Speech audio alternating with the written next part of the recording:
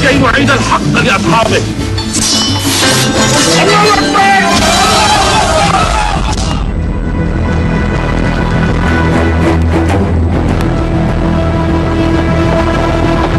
Di masa kekhalifahan Utsman bin Affan radhiyallahu anhu, muncul pergesekan di antara umat. Kondisi ini berawal dari fitnah yang dilontarkan pada sang khalifah yang dituduh telah melakukan korupsi dan nepotisme.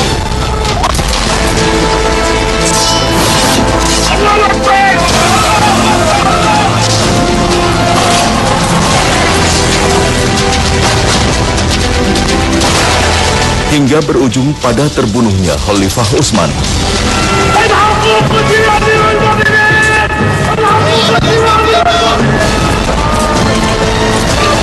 Kondisi umat semakin bergolak sampai meningkat pada konflik bersenjata di masa Khalifah Ali bin Abi Thalib.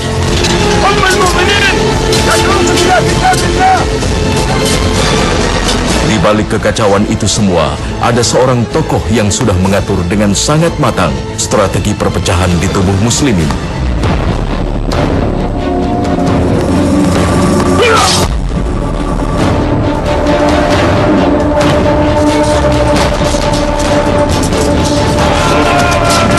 Dialah Abdullah bin Sabah. Astaghfiru annaka fi mithli hadhihi. Abdullah bin Sabah adalah seorang yang berasal dari Yaman.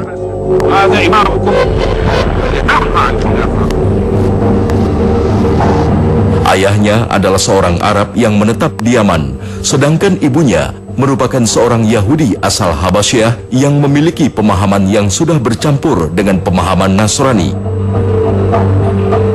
Karena sang ibu berkulit hitam dari Habasyah, Abdullah bin Sabah juga dikenal dengan nama Ibnu Sauda atau anak wanita yang berkulit hitam.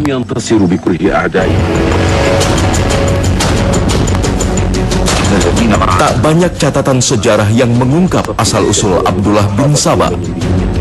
Sejak awal ia berusaha menyembunyikan identitas dirinya demi melancarkan misi untuk mengadu domba umat muslim. Ia tercatat muncul dan mengaku Islam di masa kekhalifahan Utsman bin Affan. Namun di balik itu semua, ternyata dia memiliki motif lain. Bukan menjadi muslim sejati, melainkan menebar teror kekacauan di kalangan muslimin.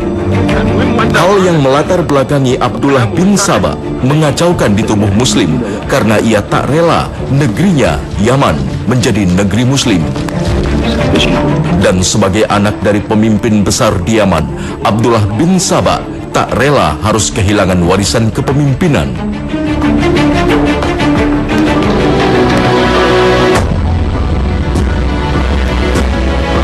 Karena Yaman telah bergabung dengan Islam, maka otomatis kepemimpinan negerinya juga harus berada di tangan seorang muslim. Maka ia sangat menginginkan Islam menjadi lemah agar kepemimpinan dapat kembali ke tangannya. Ini bukan pemikiran paranoid, tetapi inilah Quran, inilah hadis, inilah bukti sejarahnya. Rasulullah SAW sepanjang sejarahnya berhadapan langsung dengan orang-orang Yahudi. Bagaimana mereka yang sebenarnya bukan bangsa yang besar, tetapi kemudian mereka yang menguasai dunia dengan cara mereka yang culas itu. Nah, untuk itulah maka Abdullah bin Sabah ketika dia membawa kebesaran kepemimpinan Yahudi, sangat sulit buat seorang Yahudi untuk lepaskan diri dari kebencian terhadap Islam, karena secara umum mereka punya kekuasaan yang harus dikembalikan. Mereka ingin sekali mengembalikan kebesaran mereka, dan ketika mereka tidak punya kekuatan yang besar pasukan, maka tidak ada jalan lain kecuali mereka akan melakukan berbagai macam kasak kusuk kesana kesini, mengadu yang sana dengan yang sini, dan dia biasanya akan menunggangi kelompok-kelompok yang besar. Dan itulah caranya, pilihannya adalah menunggangi kelompok yang besar, atau dia akan masuk sebagai duri dalam daging. Abdullah bin Sabah mulai melancarkan strateginya. Bukan perlawanan fisik yang ia lakukan, karena saat itu ia tak memiliki pasukan, ditambah lagi dengan kondisi Islam yang sedang berada di puncak kejayaan.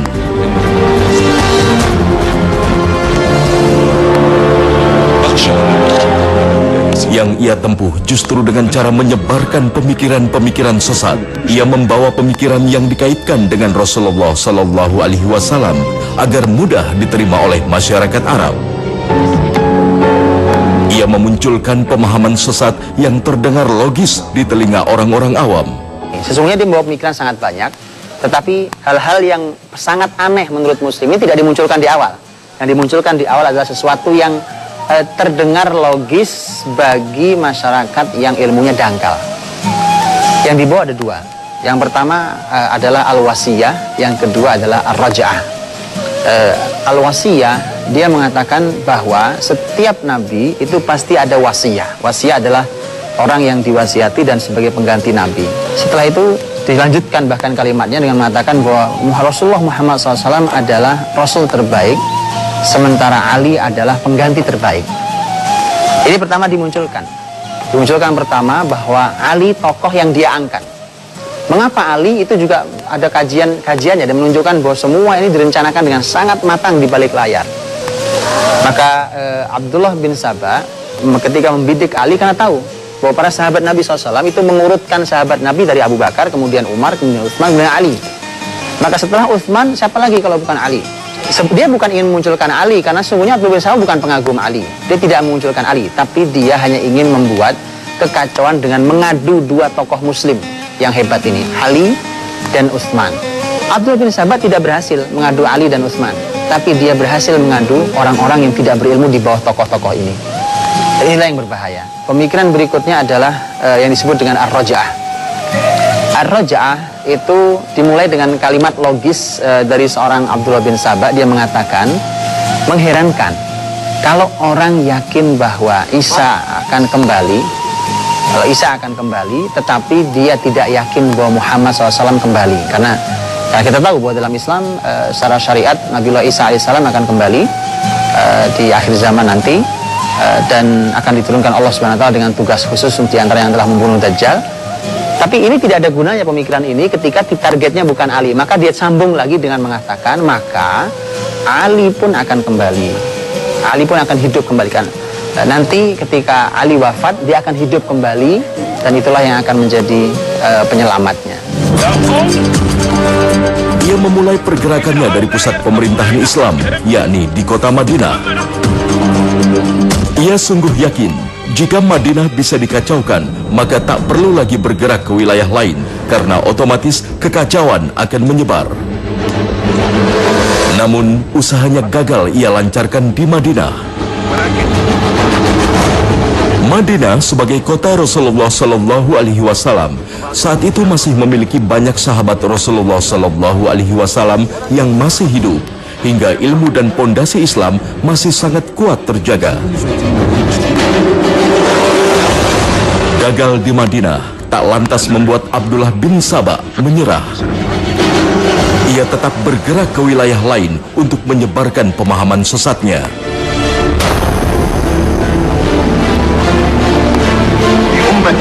Ia mencoba masuk ke wilayah Syam, namun pemerintahan Syam di bawah Gubernur Muawiyah bin Abu Sufyan yang kokoh dan solid membuat ia ditolak dan diusir dari negeri Syam.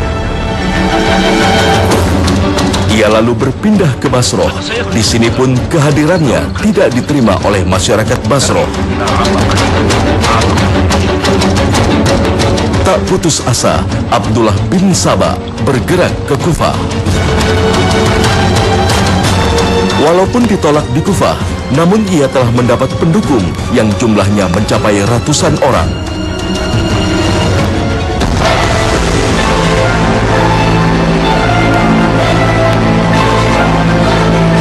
Abdullah bin Sabah pun hijrah ke Mesir. Disinilah, di tempat yang saat itu masyarakatnya masih awam dengan pemahaman Islam secara utuh, Abdullah bin Sabah memperoleh puncak dukungan. Di negeri piramid ini, Abdullah bin Sabah dengan leluasa memprovokasi masyarakat dengan pemahaman-pemahaman yang sesat. Umpamanya negeri ini dikenal sebagai negeri timur dengan adab ketimurannya, dan negeri ini juga negeri muslimin. Tidak mungkin seseorang datang membawa pemikiran paling aneh, otomatis akan langsung ditolak. Maka supaya tidak ditolak, dia akan masuk kepada hal-hal yang mirip setidaknya. Jadi awal dari pemikiran itu sampai nanti bertahap semakin jauh dari muslimin. Itu pula yang dijalani oleh Abdullah bin Saba. Tidak mungkin tiba-tiba dia berbicara tentang ajaran Yahudi atau ajaran Nasrani, tidak mungkin. Maka yang ada adalah dia mulai menyampaikan sesuatu yang ada gesekan hubungannya dengan ajaran Islam. Pemikiran itu tidak boleh disepelekan. Tidak boleh kita hanya mengatakan itu kan hanya wacana. Karena wacana itu ujungnya seperti Abdullah bin Saba, dia bisa membawa pada sebuah pergerakan besar yang mengacaukan dan bisa menggerakkan masyarakat untuk membuat kekacauan. Dan pelajaran yang kedua adalah bahwa kota Madinah tidak bisa ditembus oleh Abdullah bin Saba. Mengapa? Karena pemikiran-pemikiran sesat, wacana-wacana yang batil itu tidak akan mungkin menembus para ahli ilmu. Maka itulah, supaya kita aman, karena hari ini adalah hari di mana semua pemikiran bisa masuk ke negeri ini, maka cara aman untuk melindungi kita dan generasi kita adalah dengan cara belajar ilmu Islam yang sangat dalam. Fitnah yang ia tuduhkan pada Khalifah Utsman berhasil mengobrak-abrik internal muslimin. إن كان خليفة رسول الله صلى الله عليه وسلم مبتدعا فما بالك بغيره يا حقوق وأن يبقي نسخة واحدة من المصاحف ويحرق ما سواها فيجمع الناس على مصحف واحد أليس هذا ابتداعا في دين الله يا ابن زهير لو كان في هذا خير للإسلام لفعلها الرسول من قبله نقص يا ابن وهب Ia juga terus melancarkan strategi lainnya hingga pengikutnya sepakat untuk menggulingkan Khalifah Utsman dari kursi kekhalifahan. أفتظنون أن الله سيرضى منا إن سكتنا لعثمان على ما استحدثه في دين الله أم أن الله سيحاسبه مفردا ويتركنا لا يا ابن زهير هذا لا يجوز أصبت يا ابن وهب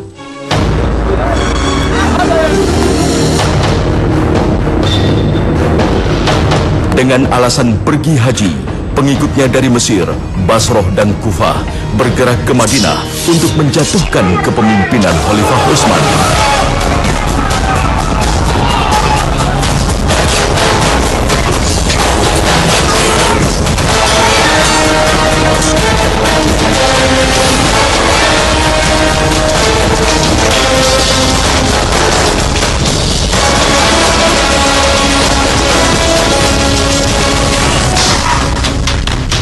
واتضح قتله وقعت سيفي قتله وأضع طالت وجهي وقال القرآن بيني وبينكم فليكن ذاك قتل عثمان. Upayanya berhasil. Khalifah Utsman bin Affan radhiyallahu anhu tewas terbunuh.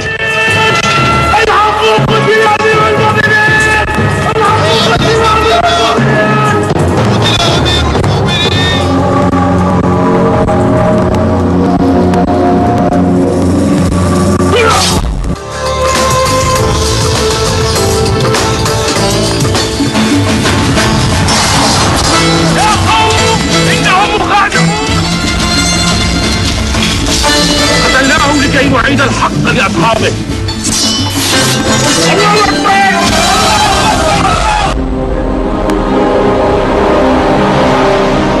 بايعوا علي بن أبي طالب أميرا للمؤمنين. Setelah Khalifah Ali bin Abi Thalib dibaiat menjadi khalifah, kondisi umat muslim menjadi terpecah belah. Inilah yang diinginkan Abdullah bin Saba. تبا لكم من غدرة تبا لكم قتلتموه لم تعدلوه تبا لكم من غدرة رزاقة قتلتموه ثم جلستم تبكون عليه لما أنا قوما أكثر منكم حقاقة غدرة رزاقة غدرة تبا لكم من يشعر منكم بالذنب فقد أذنب إنما قتلناه نصرة لديننا وليس لنهب بيت مال المسلمين قتلناه لكي نعيد الحق لأصحابه إلى أمير المؤمنين علي بن أبي طالب من لم يرضى بذلك ألحقناه بعثمان إلى المدينة يا قوم إلى المدينة يا قوم إلى أمير المؤمنين ada di balik. Dia berhasil memprovokasi umat hingga terjadi perang Jamal dan perang Siffin yang menewaskan banyak ahli ilmu dan sahabat mulia Rasulullah Shallallahu Alaihi Wasallam.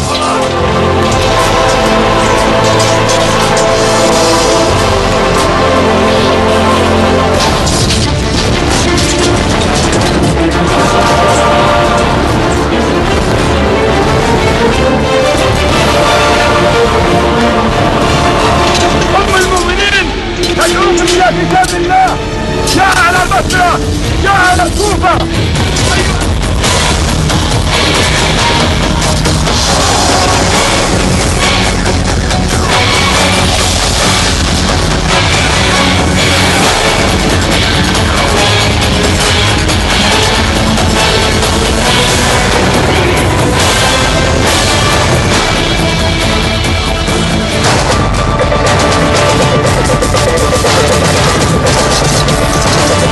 Tak terkecuali pada momentum di mana dua kubu umat muslim sudah sepakat bertemu untuk berdamai, juga berhasil digagalkan oleh pengikut Abdullah bin Saba dengan cara mengadu domba, hingga timbul kesan ada pengkhianatan di dalam perjanjian damai.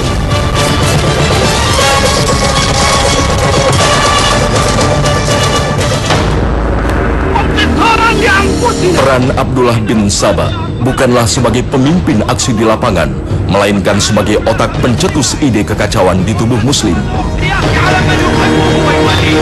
Keberadaannya tak terlihat, ia hanya tercatat ikut berada di dalam rombongan yang dipimpin oleh bawahannya.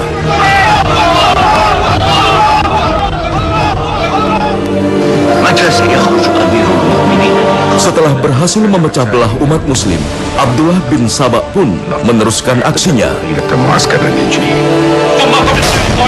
Ia menyebarkan pemikiran yang menganggap Ali bin Abi Thalib memiliki unsur ketuhanan. Pemikiran sesat ini lagi-lagi dengan mudah diterima oleh orang-orang yang tidak memiliki landasan Islam yang kuat. Disebutkan ada 70 orang yang berkata langsung kepada Ali bahwa engkau adalah Tuhan. Ini hasil pemikiran dari Abdullah bin Saba. Maka Ali memerintahkan untuk mereka dibunuh.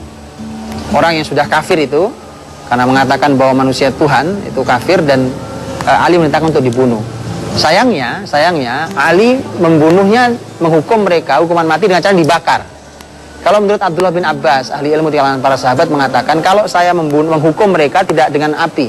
Kalaupun saya bunuh tapi tidak dengan api. Mengapa? Karena dilarang menghukum mati dengan menggunakan api. Hanya Allah yang boleh menghukum mati dengan menghukum dengan menggunakan api.